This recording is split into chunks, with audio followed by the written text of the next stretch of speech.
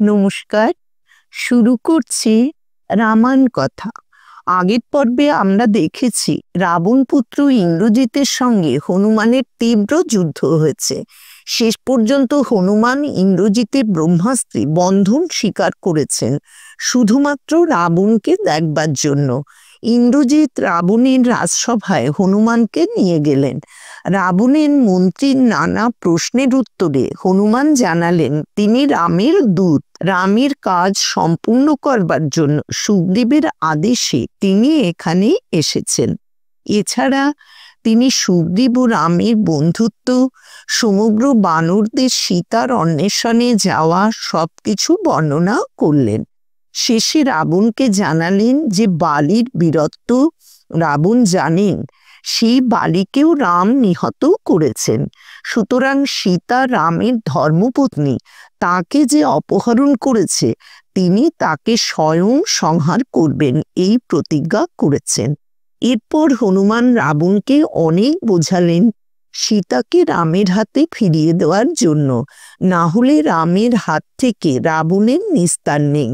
কারণ রাম মানুষ হলেও তার বিক্রম স্বয়ং বিষ্ণু তুল্য, তাই তার সঙ্গে কেউই যুদ্ধে জয়লাভ করতে পারে না। এরপর থেকে আজকে আমরা পাঠ শুরু করব। বিভীষণের উপদেশ। হনুমানের কথা শুনে রাবণ অত্যন্ত ক্রুদ্ধ হয়ে বললেন, একে বধ করো। বিভীষণ এই আদেশ উচিত মনে করলেন না। তিনি তার অগ্রজকে বললেন, রাক্ষসেন্দ্র, ক্ষান্ত হও, রোষ ত্যাগ করো, প্রসন্ন হয়ে আমার কথা শোনো। যে রাজারা ন্যায় ও অন্যায় বোঝেন তারা দূতকে কখনো বধ করেন না। এই কার্য ধর্মবিরুদ্ধ এবং লৌক ব্যবহারে গড়ে গণ্য হয়। তুমি ধর্মজ্ঞ, কার্যজ্ঞ, রাজধর্ম বিশারদ ও বিচক্ষণ। যদি ক্রোধের বশীভূত হও তবে তোমার শাস্ত্রজ্ঞান বৃথা হবে। অতএব শান্ত চিত্তে উচিত অনুচিত বিচার করে এই দূতকে দণ্ড দাও। রাবণ বললেন, পাপীকে বধ করলে পাপ হয় না, অতএব আমি এই পাপাচারী বানরকে বধ করব। রাবণের এই ধর্মবিরুদ্ধ অনার্যচিত বাক্য শুনে বুদ্ধিমান বিভীষণ বললেন, লঙ্কেশ্বর, প্রসন্ন হও, ধর্মসঙ্গত কথা শোনো। সাধু লোকে বলেন, দূত সর্বসময় অবদ্ধ। তোমার এই শত্রু অতিশয় প্রবল এবং এ অনেক অনিষ্ট করেছে তার সত্য, তথাপি এ দূত সেজন্য বদ্ধ নয়। দূতের জন্য বহুবিধ দণ্ড বিহিত আছে, যথা অঙ্গের বিরূপতা, কষাঘাত, মস্তক মুণ্ডন, কিন্তু বদদণ্ডের বিধান শোনা যায় না। ধর্মবিচারে বা লোক ব্যবহারে যা শাস্ত্রার্থ নিরূপণে তোমার সমান কেউ নেই। এই বানরকে বধ করলে তোমার কোনো লাভ হবে না। যে কে পাঠিয়েছে তাকেই দণ্ড দেওয়া উচিত। এই দূত ন্যায্য বা অন্যায্য যাই বলে থাকুক, এ পরাধীন এবং পরের কথাই বলেছে।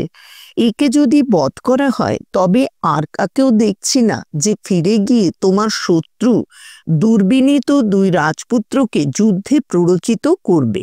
রাক্ষসপতি, তোমার অনুরক্ত রাক্ষসরা যুদ্ধের জন্য উৎসুক হয়ে আছে, তাদের নিরুৎসাহ করা তোমার উচিত নয়। এরা বীর, তোমার বশীভূত, সৎকুলজাত, গুণবান, বুদ্ধিমান, শাস্ত্র বিশারদ, কোপন স্বভাব এবং তোমার বেতনে সন্তুষ্ট। এদের কয়েকজনকে আজ্ঞা দাও, সেই দুই মূঢ় রাজপুত্রকে বেঁধে নিয়ে আসুক। লঙ্কা দাহ।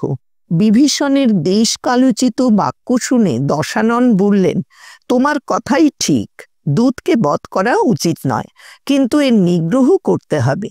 লাঙ্গুলে বানরদের প্রিয় ভূষণ, অতএব এর লাঙ্গুল দগ্ধ করো, তাই নিয়ে এ ফিরে যাক। আত্মীয় স্বজন একে দুর্দশাপন্ন বিকলাঙ্গ দেখুক। লাঙ্গুলে অগ্নি দিয়ে একে নগরের চত্বরে এবং সর্বত্র নিয়ে বেড়াও। রাবণের আদেশ শুনে রাক্ষসরা হনুমানের লাঙ্গুলে জীর্ণ কার্পাস বস্ত্র জড়িয়ে তৈলাক্ত করে তাতে অগ্নি দিলে। হনুমান তার দেহ বর্ধিত করে জ্বলন্ত লাঙ্গুল দিয়ে রাক্ষসদের তাড়না করতে লাগলেন। আবাল বৃদ্ধ রাক্ষসীরা সকৌতুকে এই ব্যাপার দেখতে এলো। হনুমান ভাবলেন, আমি এখনই বন্ধনমুক্ত হয়ে এদের বধ করতে পারি, কিন্তু রামের হিত সাধনের জন্য এই বন্ধন দশা সইব। এরা আমাকে নিয়ে লঙ্কায় ঘুরে বেড়াক। আমি রাত্রিতে এখানকার দুর্গম স্থান দেখতে পাইনি, এখন দিবালোকে সমস্তই দেখব। রাক্ষসরা আমার উপর পীড়ন করছে বটে, কিন্তু আমার মন অবসন্ন হয়নি। রাক্ষসরা হৃষ্টচিত্তে শঙ্খ ভেরি বাজাতে বাজাতে হনুমানকে নিয়ে বিশাল লঙ্কাপুরীতে পর্যটন করতে লাগলো। তিনি বিচিত্র বিমান, প্রাচীর বেষ্টিত ভূমি, সুবিভক্ত চত্বর, গৃহশ্রেণীতে শোভিত পথ, চতুষ্পথ, রাজমার্গ প্রভৃতি দেখতে দেখতে চললেন। রাক্ষসরা ঘোষণা করতে লাগলো, চরের শাস্তি দেখো। সেই সময় রাক্ষসীরা সীতাকে সংবাদ দিলে, তুমি যে তাম্রমুখ বানরের সঙ্গে কথা বলেছিলে, তার লাঙ্গুলে অগ্নি দিয়ে তাকে নগর ভ্রমণ করানো হচ্ছে। বৈদেহী অত্যন্ত শোকাবিষ্টা হয়ে হনুমানের মঙ্গল কামনায় হুতাসনের উদ্দেশ্যে প্রার্থনা করলেন, যদি আমি পতিসেবা আর তপশ্চর্যা করে থাকি, যদি আমি পতিব্রতা হই, তবে তোমার স্পর্শ যেন হনুমানের অঙ্গে শীতল হয়। তখন প্রখর অগ্নি দক্ষিণ শিখায় জ্বলতে লাগলেন। অগ্নিদীপক বায়ু তুষার শীতল ও সুখস্পর্শ হয়ে প্রবাহিত হলেন। হনুমান ভাবলেন, আমার লাঙ্গুলে অগ্নি জ্বলছে, কিন্তু আমার অঙ্গ তো দগ্ধ হচ্ছে না। এই অগ্নি তুষারপাতের ন্যায় বোধ হচ্ছে কেন? বোধ হয় এ রামের প্রভাব, যার জন্য সাগর লঙ্ঘনকালে মৈনাক পর্বত আবির্ভূত হয়েছিলেন। সীতার দয়া, রাঘবের তেজ এবং আমার পিতা পবনের স্নেহ, এই সকল কারণে অগ্নি আমাকে দগ্ধ করছেন না। হনুমান আবার ভাবলেন, নীচ রাক্ষসরা আমাকে বন্ধন করেছে, এর প্রতিফল দেওয়া কর্তব্য। তখন তিনি পাশ ছিন্ন করে লম্ফ দিয়ে ঘোর নিনাদে পর্বতশৃঙ্গতুল্য উচ্চ পুরোদ্বারে উপস্থিত হলেন এবং দেহ সংকুচিত করে বন্ধন রজ্জু স্খলিত করলেন। তারপর আবার পর্বতাকার হয়ে তোরণের অর্গল খুলে নিয়ে তার আঘাতে রক্ষীগণকে বধ করলেন। অনন্তর হনুমান এক গৃহের উপর থেকে অন্য গৃহের উপরে এবং বহু প্রাসাদ ও উদ্যানে অগ্নি বিস্তার করে বেড়াতে লাগলেন। প্রহস্ত, মহাপার্শ্ব, বজ্রদংষ্ট্র, সুখ, সারুণ, ইন্দ্রজিৎ, কুম্ভকর্ণ প্রভৃতির ভবন দগ্ধ হল, কিন্তু হনুমান বিভীষণের গৃহ ছেড়ে দিলেন। তারপর তিনি নানা রত্নে বিভূষিত মেরু মন্দর তুল্য উচ্চ রাবণের নিকেতনে অগ্নি সংযোগ করে প্রলয় মেঘের ন্যায় গর্জন করতে লাগলেন।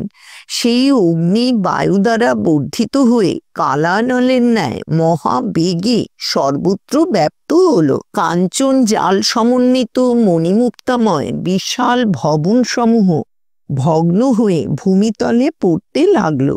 ধাবমান রাক্ষসদের তুমুল আর্তনাদ উঠল। নিজ নিজ গৃহ রক্ষার আশা ত্যাগ করে তারা বললেন, হা, স্বয়ং অগ্নি কপিরূপে এখানে এসেছেন। অগ্নি পরিবেষ্টিত রমণীগণ স্তন্য পানরত শিশুকে বুকে নিয়ে কাঁদতে কাঁদতে মুক্তকেশে সহসা প্রাসাদ থেকে নিপতিত হলো, যেন মেঘ থেকে সৌদামিনী নির্গত হচ্ছে।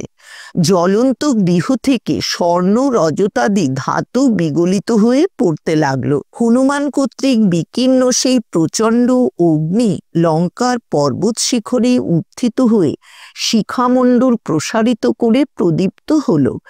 যুগান্তকালীন অনলের ন্যায় সেই নির্ধূম অগ্নি গৃহে গৃহে রাক্ষস দেহরূপ হবি দ্বারা পুষ্ট এবং বায়ু সংযোগে উদ্দীপিত হয়ে আকাশ স্পর্শ করলে কোটি সূর্যের ন্যায় উজ্জ্বল সেই মহাগ্নি সমস্ত লঙ্কা বেষ্টন করে রইল।